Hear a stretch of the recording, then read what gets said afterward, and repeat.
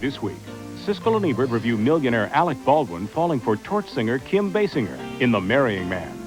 Jet-setters Andy McDowell and John Malkovich go broke in The Object of Beauty. And Robert Townsend forms a singing group called The Five Heartbeats. It's all coming up next on Siskel and Ebert.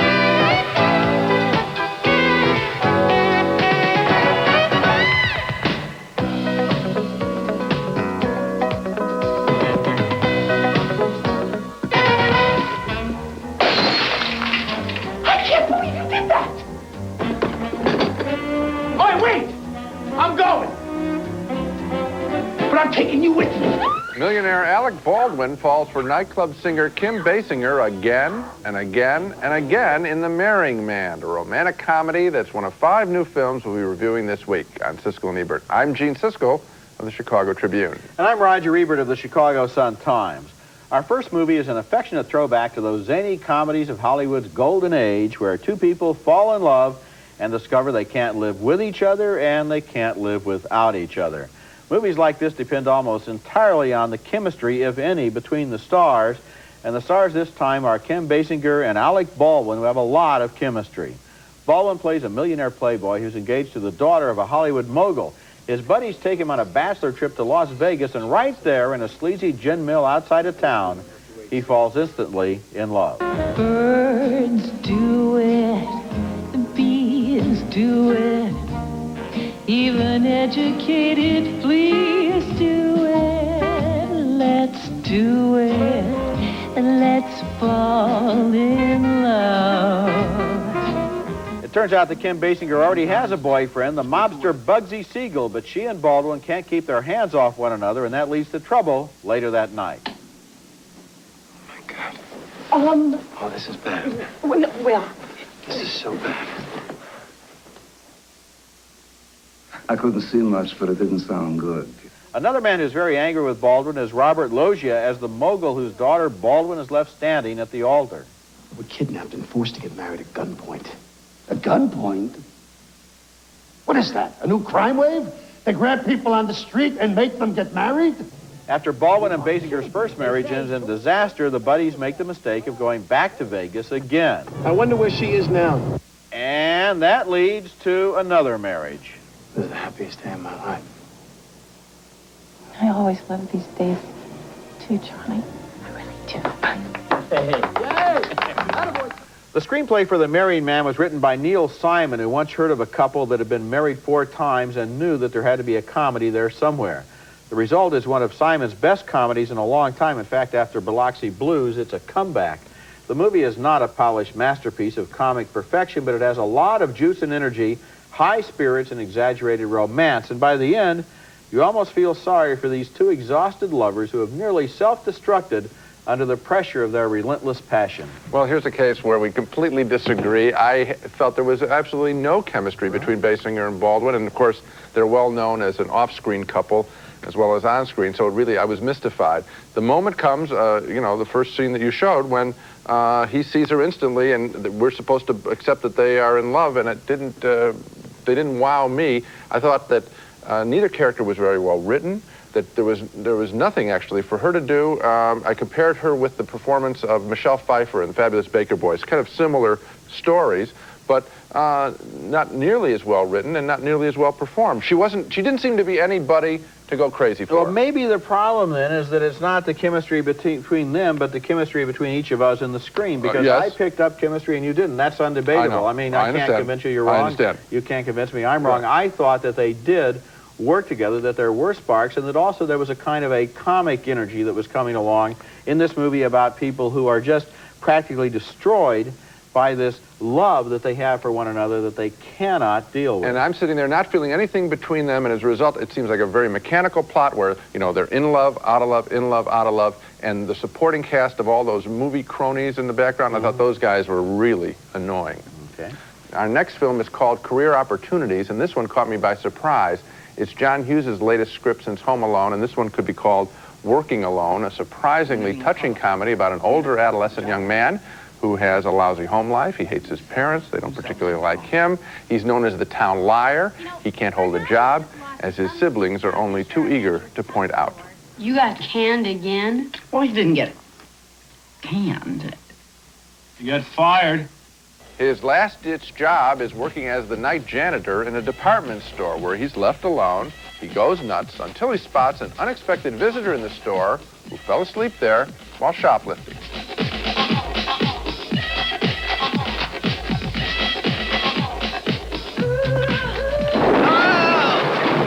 That's Frank Whaley as the young man, Jennifer Connelly as the young woman, and soon they are hiding out in a dressing room from burglars who have broken into the store. You're on top. Did you want to be on top? Oh, no. No, I'm just fine right where I am. Now, what I like about the film has nothing to do with those scenes. Rather, it has to do with the two original characters presented here. The young man who has low self-esteem, but a stable family, and the young woman who has no rapport with her parents, but all the self-esteem in the world. Together, they find a common ground of respect during this one enchanted night. Career Opportunities is not a great movie. It ends much too abruptly. But I like these characters, and I think they stand for a lot of troubled young people. Yeah. To me, this movie was completely negligible. It was long at 80 minutes. The characters were absolutely without any interest at all, and that includes Jennifer Connelly, who was very beautiful to look at, and who was very good in that Dennis Hopper movie earlier last year. Frank Whaley, who was kind of a Eddie Bracken look-alike and kind of plays an Eddie Bracken character, seemed totally inexplicable in this film. I didn't understand where his personality was coming from, and every single thing that happens is completely manipulated, all about the burglars turning up, the cop and the father looking for the girl, the people who arrive and leave from the store and so forth. I just sat there in stunned disbelief at how completely lacking in any inspiration or interest this movie was from beginning to end. Well, let me tell you about the character that this Frank Whaley plays, because I thought that was kind of, I'll tell you what I think he's about, and I think he's about what a lot of young kids are about. And that is, obviously, his parents and he are in conflict. That happens a lot in adolescence. But the kid feels, he's called the town liar. I mean, he feels like he's dirt. And here comes this, this is the last person in the world. He danced with her for 5 seconds one time when they were forced to switch partners in a dancing class in school, and this was a high moment for him. Suddenly, they're trapped alone. They only are the ones that they can rely on, each other. And he becomes a man. You've described the plot, but I don't think anybody is going to go to this movie in order to get a nice little moral lesson about how the town moron suddenly gets a chance to go out with a pretty girl. I mean, this movie is apparently being sold as a comedy. It's not funny. It's being sold as a romance. It's not sexy. It's being sold as a thriller. It's not thrilling. There's nothing to recommend it except the fact that you learned a little lesson about human nature, you think, from this guy. I didn't learn a lesson. What I did is I saw two characters grow up during the course of the film. I mean, I knew the lesson before I walked in, but it's the same kind of story that you see in American Graffiti with a nerdy guy and a bombshell girl. It's a classic teenage story, and I like it. To use the words American Graffiti in the same sentence with Career Opportunities is, to me, utterly astonishing. Later in the show, John Malkovich and Andie MacDowell are broken in love in The Object of Beauty. And coming up next, the 5 heartbeats about the rise and fall of a rhythm and blues singing group. Leftovers. I hate leftovers. You know why they're called leftovers, Helen? Because they're left over. Oh, what? Oh, leave those here. We ought to have leftovers more often. Broccoli? I can't eat broccoli. I hate broccoli. I won't eat it. No, wait a minute. I like broccoli. Maybe it was cauliflower I didn't like. Meatloaf? Single? Uh-oh. Try the Zapper Pack. It's Cheez Whiz for one. Cheez Whiz changes everything. Some people drive miles out of their way to buy what they think is the best dog or cat food. But the fact is, this is all you have to drive. Because you don't have to go further than your supermarket for high-quality nutrition. Just stop at the Purina One Pet Nutrition Center. You'll find a whole new line of Purina One brand dog and cat foods for every stage of your pet's life. To me, there's nothing better than Purina One. Purina One, second to none. Now for your dog and cat. Rocky, your last meal's here. Domino's? I wanted a special order. Fine. Then what do you want on your tombstone? Cheese and pepperoni. Good! Tombstone special order. Now there's a new Tombstone Pizza called Special Order. Our pepperoni pizza has 50% more toppings than Domino's and a taste that's something special. So what do you want on your Tombstone? Special Order Pizza. Rocky, it's the governor. Take a message. So, you want a new car with air, cruise control, full warranty, all that, but $300 a month just doesn't cut it, right? Well, check this out. Now, these Chevy guys can lease you a new Corsica for $189 a month. The Illumina, it's yours for $219. Lease, you say?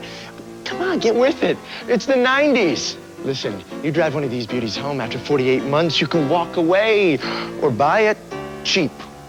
But does the word smart come to mind? So see those Kentuckiana Chevy guys, but hurry, because this one's mine. Don't need no diamonds, don't need no pearls. As long as I got you, I can the king of the world. Go to church! That's the amateur night performance that launches a career for the Five Heartbeats in a new musical about the rise of a singing group that's made up of 5 very different members. The movie was directed and co-written by Robert Townsend, who made a lot of waves with his debut film, Hollywood Shuffle, a few years ago. That was a send-up of Hollywood's favorite cliches about black actors. Now Townsend gets the chance to star in a role that is not as cliched as Duck, who is too shy to ask a girl out on a date. Can't dance. Don't know how to talk to women. He's a virgin. Look at that dumb little look on his face. The Heartbeats get some dance tips from an old hoofer played by show business veteran Harold Nicholas.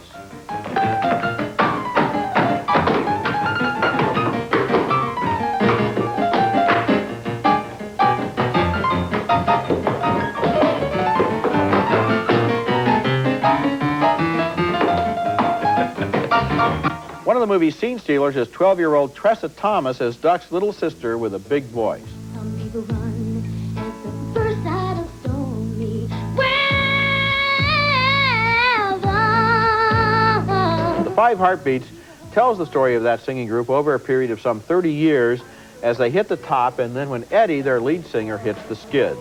There is really too much story here for one movie, too many characters, too many years, and so there are some gaps in the narrative, but the energy in the film is joyous, the acting is strong, and after a slow start, I found I was really caring about these characters. And we continue our split view throughout the show, because this picture didn't touch me. I mean, I like films about musical acts getting together. I think a better film like this involving young women from about 18 years ago is a film called Sparkle, which I thought was a really special film, and I think if people are interested in this kind of picture, that would be one that they should rent. Here, I felt that all the storylines were kind of predictable. I mean, you got the one on drugs, and the one that I did like was the kid who gets involved in the church. I thought that was, may not be original, but at least it was freshly done. The rest of it, I just saw where, you know, the crisis, triumph, and really wide swing, so that it seemed kind of a mechanical story to me.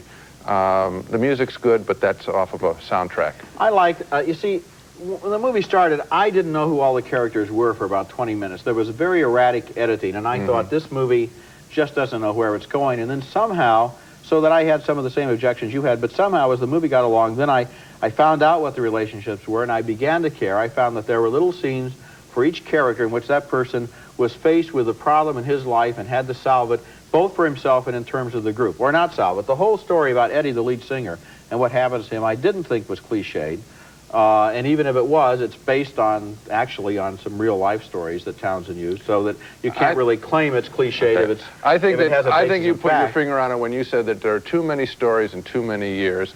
Frankly, Spike Lee, I think, did a better job with another musical group in Mo Better Blues, where at least we saw some richness to the character. This thing is just too much. Well, I liked it. Coming up next, The Object of Beauty, with John Malkovich and Andy McDowell in big trouble as they come close to losing their bankroll in Europe. Please don't talk about liquidating me. When we get behind closed doors and we let her hair hang down, that's when I'm glad that I'm a man, 'cause no one knows what goes on behind closed doors. If you keep trying to hide your problem, pretty soon you won't have to. Call Baptist East now and get help. Behind closed doors.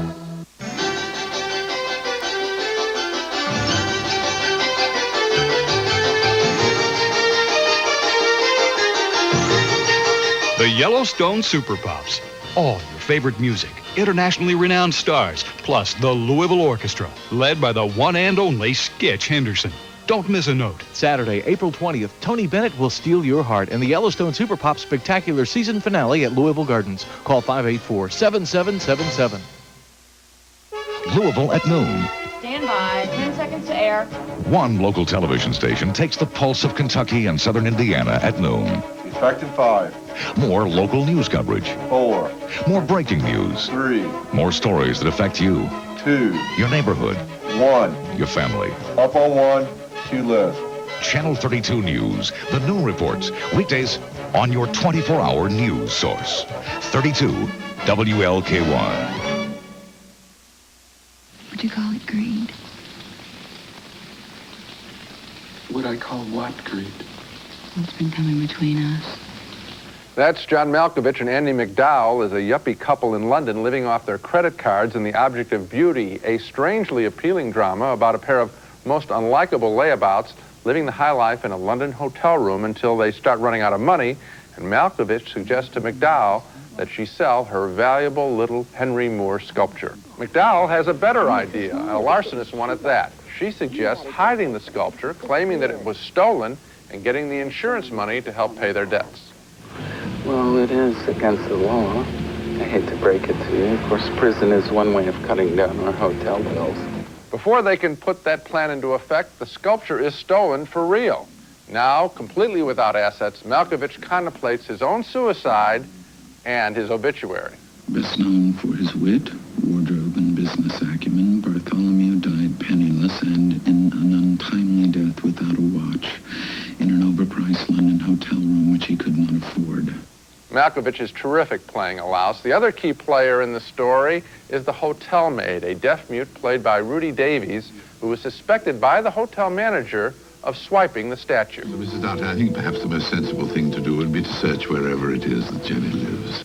Now, what happens in the story is that Malkovich and MacDowell are brought closer together by this event, by the theft, forced to scramble for some money. They are forced to focus on each other, and their tentative surface relationships needed that crisis to effect some bonding. And I was very surprised that I stayed with these mostly unlikable characters. Andie MacDowell is not at her best here acting. She isn't very convincing expressing anger, but John Malkovich is excellent and was becoming his signature role, the smug jerk who secretly, and he really does this very well, who secretly loathes himself. He seems very confident, but you really know that he doesn't like himself. And this is a fresh script written and directed by Michael Lindsay Hogg, I guess worked on Brideshead Revisited. It's a good film. I liked it a whole lot. What I liked about it was the fact that at the very same time, it was a character study of the personalities of all the people involved, the couple, the maid, her brother, the hotel manager, the security guy. Each one has a different and peculiar personality. Yes. And at the same time, it's a little bit of a thriller in which you trace this valuable object that it goes from hand to hand and almost gets lost and gets found again. It disappears, it reappears, so that there's a lot of ingenuity in the construction of the screenplay, and at the same time, a lot of subtlety in the characterization. Often those two things don't go together. Well, you make a real good point about those side characters. And when you say the word screenplay, you know, we have been knocking American movie scripts now for the last few years. They seem to really have deteriorated in quality. Somebody really wrote specific characters here. I forgot about the brother of the maid. That's a real good punk character, and not written punk fly off and be flashy like it might happen in an American film. But the kid's got a problem there, and he's fascinating. This is a really good writing. Well, you know, if you took the story of this screenplay and described it, you could see how it could really be turned into a crummy would-be comedy in which this couple doesn't have any money, and then the sculpture is stolen, and then it turns up again, and then disappears again, and the people are running around the hotel, and there's all the...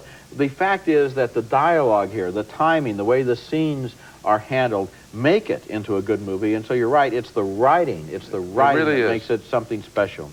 When we come back, Daddy Nostalgia, with Dirk Bogart's first performance in a decade as a man who gets ready to die. I think of the past, and I burst out laughing. Here's Grandpa introducing our new big bag of microwave popcorn. Oh, when you're with friends. And I have our singles bag, when you're not. And now we're going to trade. Not a chance, Gary, not a chance. Big bag or single. New from Orville Redenbacher. You You know, Grandpa, for a single gram of fat, you could have 3 whole cups of our light popcorn. Or some light potato chips. Oh, really? Yeah, really. 3 of them. Orville Redenbachers Light Microwave Popcorn. You could eat a ton of it.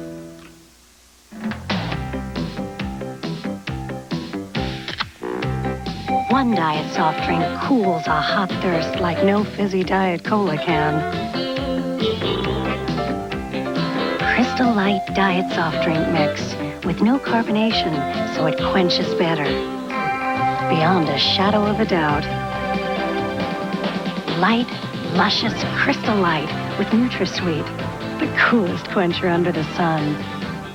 Now we come to a movie that deals in a very private and tender way with a man who knows that he's going to die.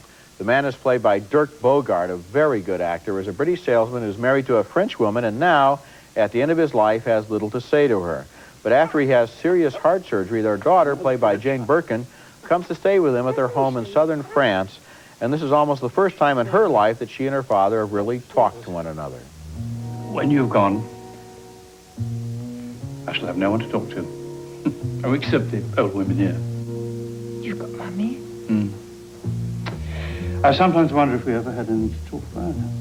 The dialogue in this movie is especially well written, and there's poetry in moments like this one, where Bogarde frankly considers his approaching death. I'm not ready to leave the party. And I'm very irritated when I think life is going to stop suddenly. And more irritated to realize it'll go on without me. I don't care for that at all. We have a great talent for life, you and I. Don't waste it. Daddy Nostalgia was directed by one of the best directors around right now, Bertrand Tavernier, who also made Round Midnight. It was written by his former wife, Colo Tavernier O'Hagan, about the death of her own father. So this is sort of an autobiographical film about saying goodbye. Dirk Bogarde is perhaps the best actor Tavernier could have possibly chosen for this role, where he projects not only resignation, but also intelligence, regret, and humor. What touched me was that the father and daughter did get the chance to say goodbye. What touched me even more was that the husband and wife were never quite able to cross the barrier between them.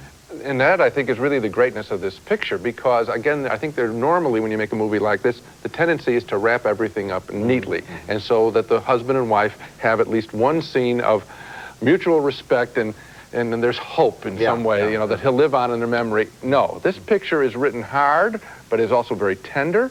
With the relationship between the father and the daughter is beautiful.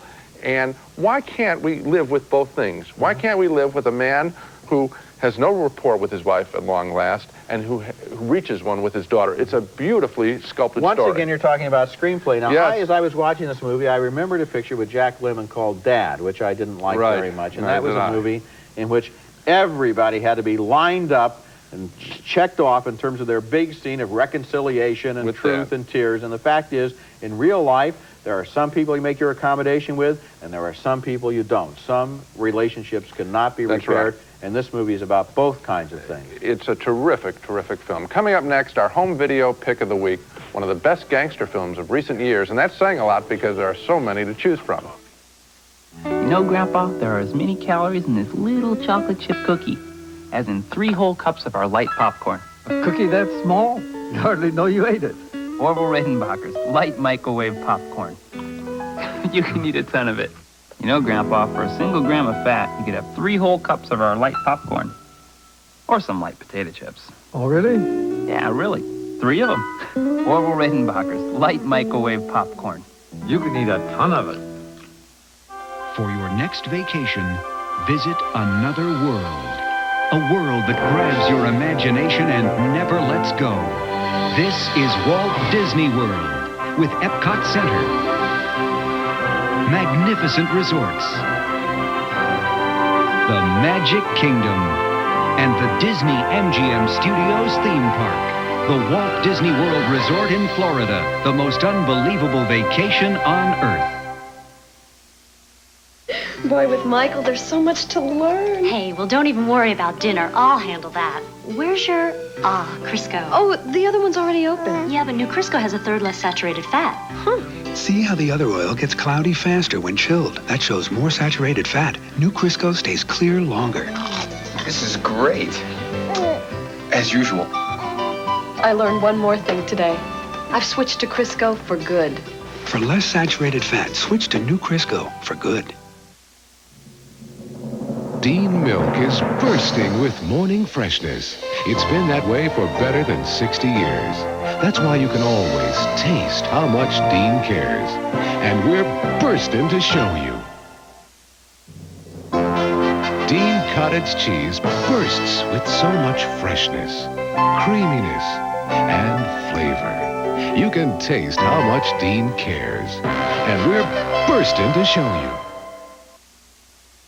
Two of the more interesting filmmakers around now are a couple of New Yorkers, Joel and Ethan Coen, who have made 3 fine films in a row: the thriller Blood Simple, the comedy Raising Arizona, and the gangster melodrama Miller's Crossing, which is just out now on home video.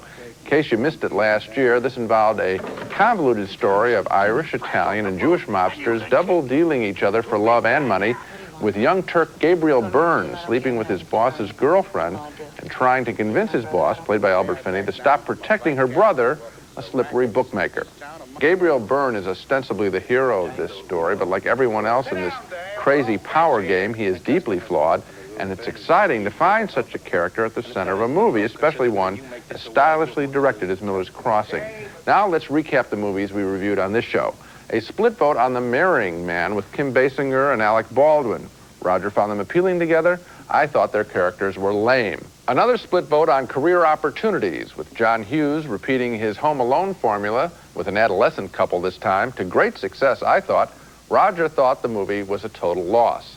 Another split vote on The 5 Heartbeats. Roger eventually got into the characters. I thought there were too many cornball situations, but we joined in agreement in praising The Object of Beauty. 2 thumbs up for Andy McDowell and John Malkovich.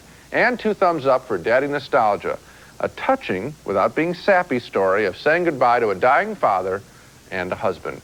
And we'd both like to see more of Dirk Bogarde. He's such a superior actor. That's a wonderful movie. The Object of Beauty was really a surprising movie. Came out of nowhere in terms of its intelligence. And I also liked The 5 Heartbeats. And I'm going to stick up for Career Opportunities because of those 2 characters that I thought were sharply drawn. Okay, that's your privilege. That's it for this week. Next week we'll be back with a new edition of one of our favorite formats, Buried Treasures, where we each pick movies we think have been unfairly overlooked and are now available on home video. This is a new show. That's next week, and until then, the balcony is closed.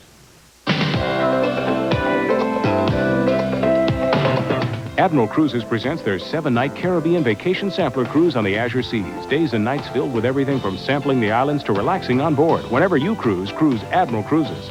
Just a minute. That's all it takes to cover gray with New Age. New Age by Fanciful, the leader in temporary hair color. New Age.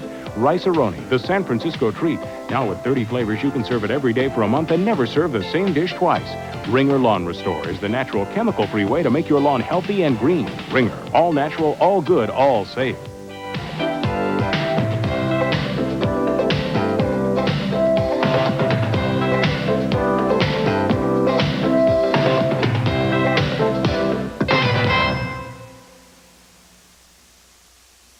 Her mother ran a small general store and her father was a struggling farmer. The first generation in her family to go to college, in her sophomore year, she married a young feed salesman named Wallace Wilkinson. Together, they started a business. He sold the books and she kept the books and kept the business running. For 25 years, Martha Wilkinson quietly did the work and never cared who got the credit. Now in this campaign, she's being criticized as just a tool of her husband, and she's handling that the only way she knows how, taking her own ideas, county to county, person to person, forceful ideas like competency testing for teachers, require welfare recipients to enroll in job training and literacy programs before they get their checks. She's proposed a tough new ethics reform, released her tax returns, and challenged her opponents to do the same. And now this strong, talented woman who mobilized an army to teach people how to read asks only that she be judged for who she is and what she believes. Martha Wilkinson, straight from the heart of Kentucky. Guess what? BP is now offering the Beatrix Potter collection of Peter Rabbit children's books. Why? Because everybody loves them. Why? Because they're such charming little stories. 6 books, only 69 cents each with a fill-up of any BP gasoline, plus a free collector box. Why? Because, well, that's to hold them, that's why. Oh. Oh. The Beatrix Potter collection from BP. Why? Not again. Tomorrow's Oprah, when you're being bullied by your own children.